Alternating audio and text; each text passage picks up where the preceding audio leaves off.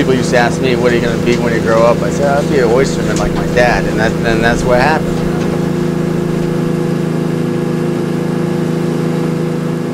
Going, you know, in the morning, I pretty much know where I'm going, unless the only thing that could change that is if the weather was bad. If it was windy, depending on the direction, I might not be able to work the spot that I was planning on going to that day. So I might have to play with that and figure out, depending on the wind direction, where I could get the most protection, the most shelter, and that's pretty much the only thing that changes, you know, last minute as far as where I'm going to work.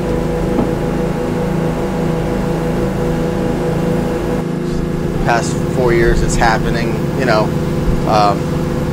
and they're growing at the rate that they used to, and we have a lot. We have a lot of oysters. So, but then, you know, 5 years from now, something else, another parasite could wipe out the oysters. You know, so it's just a matter of you know, doing what we're doing every day, and then when that time comes, which it probably will, we'll just switch over to clamming like we used to do, and keep going. So, you know, primarily considered fishermen because it's shellfish that we're dealing with, but it's also a type of farming. You know, because we have beds and we manage the beds. So basically, the oysters are resting on the bottom of the ocean floor, and I basically drop these chains, and I'm dragging like what it looks like a steel cage. It's just dragging, and I lift those up.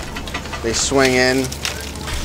They dump the stuff on the table in front of them, and in that there's gonna be coral, there's gonna be crabs, there's gonna be shell, there's gonna be, you know, maybe a few clams, oysters of different sizes. These guys have to pick out and put in a basket what's known as a market size oyster. It's approximately 3 years old, about 3.5 inches.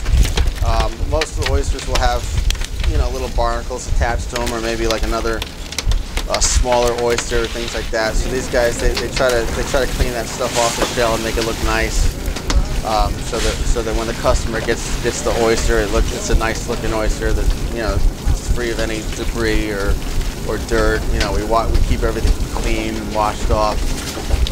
So they put the oysters in the basket, rinse them off thoroughly, and then we bag them up in those bags right there. You know, the way I've seen the old timers that are, you know, stuck with this business, they worked until they basically couldn't walk anymore. So I guess to keep up the legacy, I'm gonna have to do it like that, like they did it. You know, just work until I don't think I'll ever get tired of doing this. You know, I'm like sick of doing it, but I think I'm gonna have to do like those did before me and just work until I can't stand up anymore, you know, or until I can't climb on a boat anymore.